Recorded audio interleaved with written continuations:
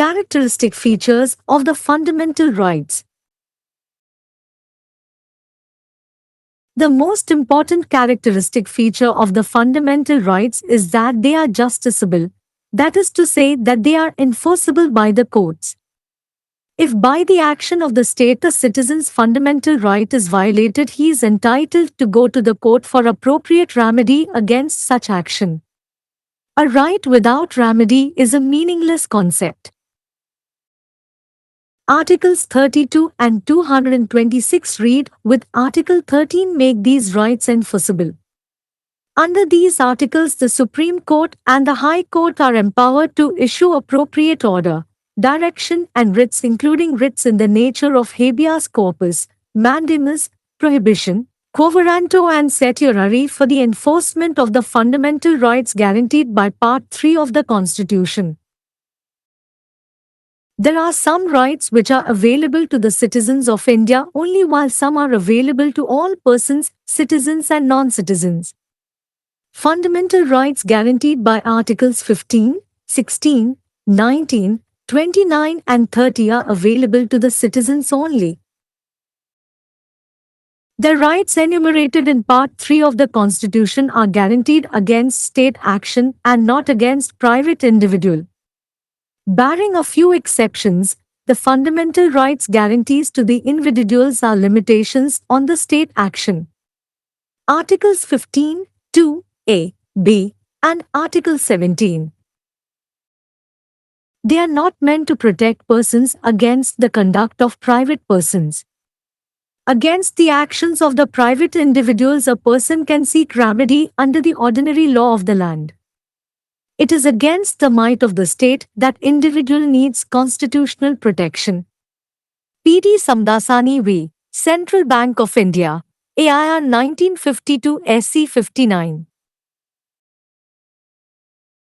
Patanjali Shastri, CJ, of the Supreme Court in State of West Bengal v. Subodh Gopal, AIR 1954 SC 92 at page 97, observed, the whole object of Part 3 of the Constitution is to provide protection for the freedoms and rights mentioned therein against arbitrary invasion by the state. There are some fundamental rights which are available against specific class of persons. For example, Article 15, 2, directs the state not to discriminate against a citizen on grounds only of religion, race, caste, sex and place of birth or any of them. It also prohibits state and private persons from making discrimination with regard to access to shops, hotels etc. and all places of public entertainment, of public resort, wells, tanks, roads etc. அடிப்படை உரிமைகளின் பொதுவான சிறப்பியல்பு அம்சங்கள். அடிப்படை உரிமைகளின் மிக முக்கியமான சிறப்பியல்பு அம்சம் என்னவென்றால், அவை நியாயமானவை, அதாவது அவை நீதிமன்றங்களால் செயல்படுத்தப்படக்கூடியவை. அரசின் நடவடிக்கையால் ஒரு குடிமகனின் அடிப்படை உரிமை மீறப்பட்டால், அத்தகைய நடவடிக்கைக்கு எதிராக பொருத்தமான தீர்வுக்காக நீதிமன்றத்திற்குச் செல்ல அவருக்கு உரிமை உண்டு. தீர்வு இல்லாத உரிமை என்பது அர்த்தமற்ற கருத்தாகும். பிரிவு 32 மற்றும் 226 பிரிவு 13 உடன் படிக்கப்பட்டால், இந்த உரிமைகளை செயல்படுத்தக்கூடியதாக ஆக்குகிறது. இந்த கட்டுரைகளின் கீழ் அரசியலமைப்பின் பகுதி 3 ஆல் உத்தரவாதம் அளிக்கப்பட்ட அடிப்படை உரிமைகளை அமல்படுத்துவதற்கு ஹேபியஸ் கார்பஸ், மண்டமஸ், தடை, குவோ வாரண்டோ மற்றும் சான்றளிப்பு போன்ற தன்மையில் உள்ள ரிட்கள் உட்பட பொருத்தமான உத்தரவு மற்றும் ரிட்களை பிறப்பிக்க உச்சநீதிமன்றம் மற்றும் உயர் நீதிமன்றம் அதிகாரம் பெற்றுள்ளன. இந்திய குடிமக்களுக்கு மட்டுமே கிடைக்கும் சில உரிமைகள் உள்ளன. சில உரிமைகள் அனைத்து நபர்களுக்கும், குடிமக்கள் மற்றும் குடிமக்கள் அல்லாதவர்களுக்கு கிடைக்கின்றன. பிரிவு 15, 16, 19, 29 மற்றும் 30 ஆல் உத்தரவாதம் அளிக்கப்பட்ட அடிப்படை உரிமைகள் குடிமக்களுக்கு மட்டுமே கிடைக்கின்றன. அரசியலமைப்பின் பகுதி 3 இல் பட்டியலிடப்பட்டுள்ள உரிமைகள் தனியார் தனிநபர்களுக்கு எதிராக அல்ல, அரசின் நடவடிக்கைக்கு எதிராக உத்தரவாதம் அளிக்கப்படுகின்றன. ஒரு சில விதிவிலக்குகளைத் தவிர தனிநபர்களுக்கு உத்தரவாதம் அளிக்கப்படும் அடிப்படை உரிமைகள் அரசின் நடவடிக்கையின் மீதான வரம்புகளாகும். கட்டுரைகள் 15, 2, A, B மற்றும் பிரிவு 17. அவை தனிநபர்களின் நடத்தையிலிருந்து நபர்களை பாதுகாப்பதற்காக அல்ல, தனிநபர்களின் செயல்களுக்கு எதிராக ஒருவர் நாட்டின் சாதாரண சட்டத்தின் கீழ் தீர்வு காணலாம். தனிநபருக்கு அரசியலமைப்பு பாதுகாப்பு தேவை என்பது அரசின் வலிமைக்கு எதிரானது. PED சம்தாசானி வி. Central bank of India AIR 1952 SUC 59. மேற்கு வங்க மாநிலம் வி. சுபோத் கோபால் ஏஷு ஐயுதா 1954 SUC 92 பேஜ் 97 இல் உச்சநீதிமன்றத்தின் பதஞ்சலி சாஸ்திரி சீஷு ஜெய்ஷூட் குறிப்பிட்டார். அரசியலமைப்பின் பகுதி 3 இன் முழு நோக்கமும் அரசின் தன்னிச்சையான படையெடுப்பிற்கு எதிராக அதில் குறிப்பிடப்பட்டுள்ள சுதந்திரங்கள் மற்றும் உரிமைகளுக்கு பாதுகாப்பை வழங்குவதாகும். குறிப்பிட்ட வகை நபர்களுக்கு சில அடிப்படை உரிமைகள் உள்ளன. உதாரணமாக, மதம், இனம், சாதி, பாலினம் மற்றும் பிறந்த இடம் அல்லது அவற்றில் ஏதேனும் ஒன்றை அடிப்படையாகக் கொண்டு ஒரு குடிமகனுக்கு எதிராக பாகுபாடு காட்டக்கூடாது என்று பிரிவு 15, 2 அறிவுறுத்துகிறது. கடைகள், ஹோட்டல்கள் மற்றும் பொது ரிசார்ட், கிணறுகள், குளங்கள், சாலைகள் போன்ற அனைத்து பொது பொழுதுபோக்கு இடங்களுக்கும் அணுகல் தொடர்பாக அரசு மற்றும் தனியார் நபர்கள் பாகுபாடு காட்டுவதையும் இது தடை செய்கிறது. मौलिक अधिकारों की सामान्य विशेषताएं। मौलिक अधिकारों की सबसे महत्वपूर्ण विशेषता यह है कि वे न्यायोचित हैं, अर्थात न्यायालयों द्वारा प्रवर्तनीय हैं।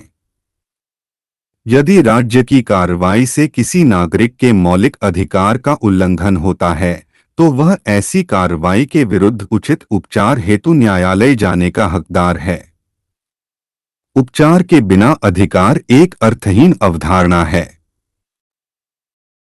अनुच्छेद 32 और 226 अनुच्छेद 13 के साथ मिलकर इन अधिकारों को प्रवर्तनीय बनाते हैं। इन अनुच्छेदों के अंतर्गत सर्वोच्च न्यायालय और उच्च न्यायालय को संविधान के भाग 3 द्वारा गारंटीकृत मौलिक अधिकारों के प्रवर्तन हेतु बंदी, प्रत्यक्षीकरण, परमादेश, प्रतिषेध, अधिकार परीक्षा और उत्प्रेषण रिट सहित उचित आदेश, निर्देश और रिट जारी करने का अधिकार है।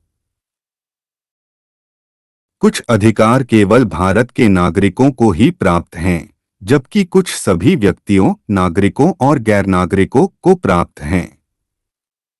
अनुच्छेद 15, 16, 19, 29 और 30 द्वारा गारंटीकृत मौलिक अधिकार केवल नागरिकों को ही प्राप्त हैं।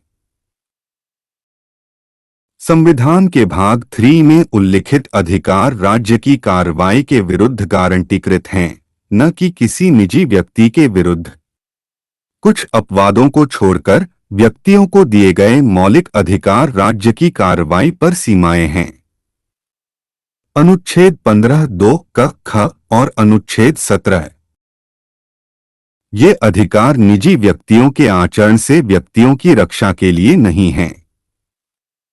निजी व्यक्तियों के कार्यों के विरुद्ध कोई व्यक्ति देश के सामान्य कानून के अंतर्गत उपचार प्राप्त कर सकता है।